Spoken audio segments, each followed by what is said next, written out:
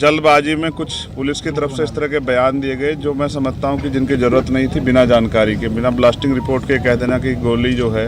जहां एक तरफ पुलिस ने चंद्रशेखर आज़ाद पर हुए हमले का खुलासा करते हुए कहा कि 4 आरोपियों को गिरफ्तार कर लिया गया है और उनका कोई हमला करने का इरादा नहीं था, तो वहीं दूसरी तरफ चंद्रशेखर आज़ाद ने मीडिया से बातचीत करते हुए पुलिस की इस थ्योरी को सिरे से नकार दिया।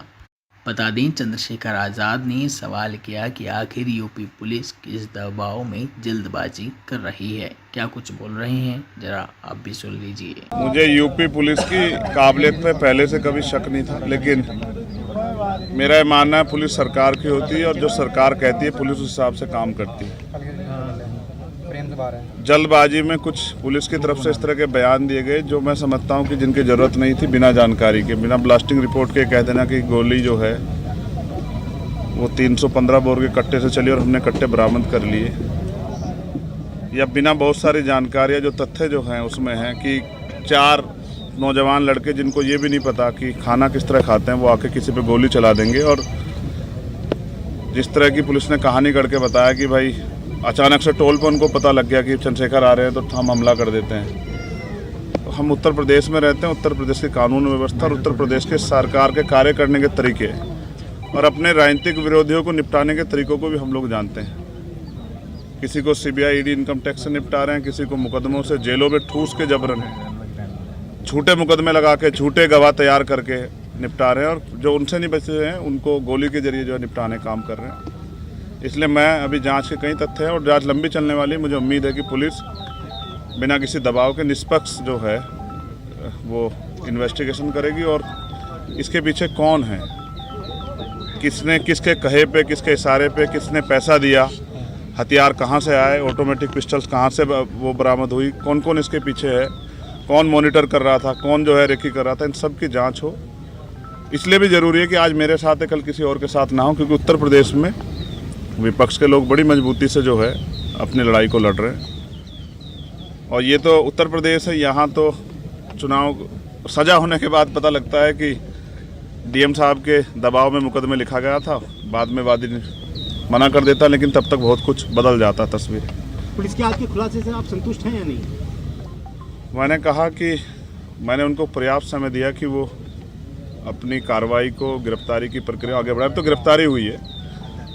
मुझे नहीं लगता कि जिन्होंने इतना बड़ा हत्याकांड, तो पुलिस ने कहा ना, आपने सुना कि भाई वो हत्या करना चाहते थे, तो जो हत्या करना चाहता था उसके पीछे कोई बड़ा कारण हो, छोटा कारण नहीं हो, जिस तरह कारण को आप हवाला दे रहे हो। और मैं लोकतांत्रिक व्यवस्था में हूँ, संविधान को मानता हूँ। मैं जहाँ तक मैं मानता हूँ, मैंने किसी का बुरा नहीं किया। आप सब लोग जानते हैं, मैंने किसी को बुरा ना कहा ना किया। मैंने प्रयास किया कि जिसके भी साथ खड़ा हो पाऊँ, जिसकी भी मदद कर पाऊँ, जिसके भी आंसू पहुँच पाऊँ। और ये मैंने सीखा अपने जो सीनियर लोग हैं उनसे। आजम भाई उनमें से एक शख्सियत है जिनसे मैंने सीखा किस तरह से लड़ाई लड़ी जाती है कमज़ोरों की। तो मुझे लगता है कि अभी इनको जल्दबाजी ना करते हुए, माहौल शांत है, हम लोगों ने लोगों को शांत रखा है, हमने अपील की है। उस समय ईद का त्यौहार था, हमारे कंधों पर जिम्मेदारी थी, हमने लोगों से अपील की, लोगों ने हमारी बात को माना। तो वो जल्दबाजी ना करें, बिना ब्लास्टिंग रिपोर्ट के कह देना कि गोली कौन सी, हमें पता है गोली कौन सी है। तो जल्दबाजी ना करें, सारे जो जितने भी जो तथ्य हैं, जितने भी जो दिशाएं, उन पर सब पे काम करें। क्योंकि जहाँ तक हम जानते हैं कि हो सकता है किसने पैसा दे के कराया हो, क्योंकि वो तो नौजवान बच्चे, उनको इतनी जानकारी नहीं है, उनको ये भी एहसास नहीं था कि ये करने के बाद क्या होगा। तो इसलिए इससे बहुत बड़ा नुकसान हो सकता था प्रदेश स्तर पे भी और देश स्तर पे भी। इसलिए मैं प्रयास करूँगा कि सरकार के दबाव में जल्दबाजी ना करें और जिम्मेदारी से जाँच को आगे बढ़ाएँ और सभी तथ्यों पर जाँच करें। और मुझे अभी भी पुलिस के कुछ अच्छे अधिकारी हैं, उनकी कार्यशैली भरोसा है कि वो सरकार के दबाव में काम नहीं करेंगे। और उम्मीद है कि फेयर जांच होगी और ये पता लगेगा इसके पीछे कौन है। कल की जो आप लोगों की घोषित पंचायत है उसके बारे में अभी मैंने लीडर्स को बुलाया है, सब लोगों को, और मैं चाहता हूं कि पुलिस को पर्याप्त समय मिले जिससे कि आसानी से वो अपने कार्य को आगे बढ़ा पाएँ। ये ना हो कि हम इसमें फंसे रहे, इसलिए हमने कार्रवाई को में ढिलाई बरत दी। तो आज शाम तक उसकी स्थिति 6 बजे, 6-6:30 बजे क्लियर हो जाएगी। और मेरा प्रयास रहेगा कि मैं उनको समझाने में कामयाब हो जाऊँ कि क्योंकि कावड़ का समय आ रहा है और मोह अच्छा नहीं है। नुकसान हो सकता है। मैं कोशिश करूंगा कि किसी भी तरह का जुटान ना हो। अध्यक्ष जी, जब आप पे हमला हुआ तो आपने ये कहा था कि हमारे सहयोगियों ने, साथियों ने उन लोगों को पहचान लिया था। तो जिस प्रकार उनके आज आपने देखो प्रेस वार्ता हुई, तो क्या लगता है वही व्यक्ति थे? नहीं, दिखाए नहीं। आपने देखा क्या दिखाए? आपने देखा हो तो मीडिया के लोगों ने बताओ। फोटो भी वायरल हो चुके हैं सर, आपने देखा होगा। नहीं, पुलिस की कार्यशैली ऐसी, फोटो किसी का दिखाते हैं, जाता कोई है, हथियार कोई होता है, लगाया कोई जाता है, पकड़ते कहीं से हैं, दिखाते कहीं से हैं। तो इतने कम समय में कट्टे से तो फायर नहीं हो सकती लगातार, और फायर 6-7 हुई है, 3 नहीं हुई है। तो मैं कह रहा हूँ ना, अभी जांच कर लें, जल्दबाजी ना करें। मैं समझता हूँ उनके कंधों पे जिम्मेदारी है, उनको सरकार को जवाब देना है, लेकिन सरकार भी ध्यान रखे कि इस तरह का माहौल ना बनाए कि लोगों में भय का।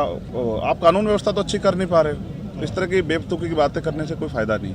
तो मुझे उम्मीद है कि पुलिस जांच के इसको सही ओर ले जाएगी और जांच को भटकाने काम नहीं करेगी। मुख्यमंत्री ब्रजेश पाठक कह रहे हैं कि चंद्रशेखर तो मेरे भाई की तरह है और हम उनको सुरक्षा मुहैया कराएंगे।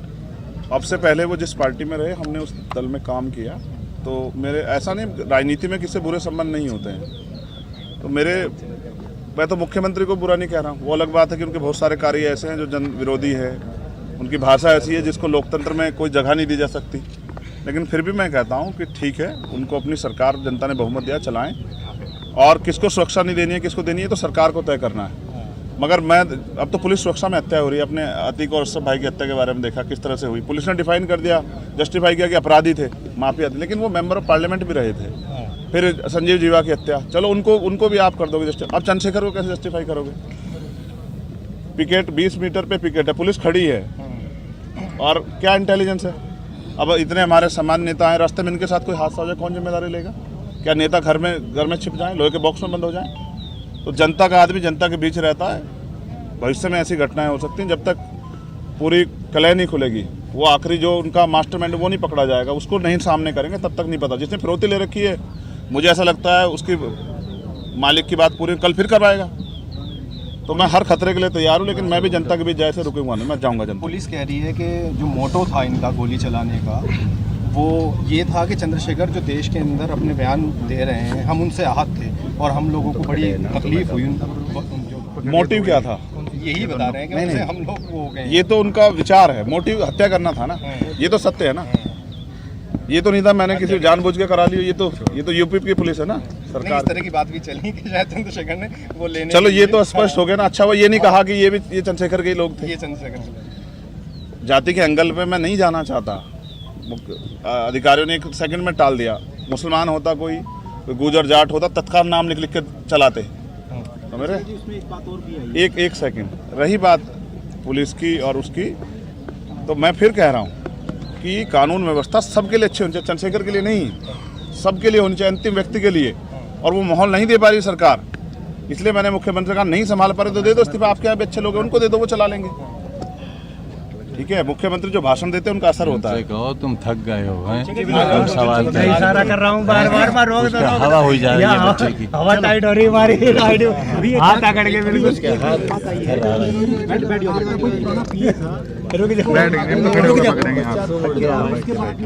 पैर सीधा कर लो, पैर सीधा कर लो भाई मेरे।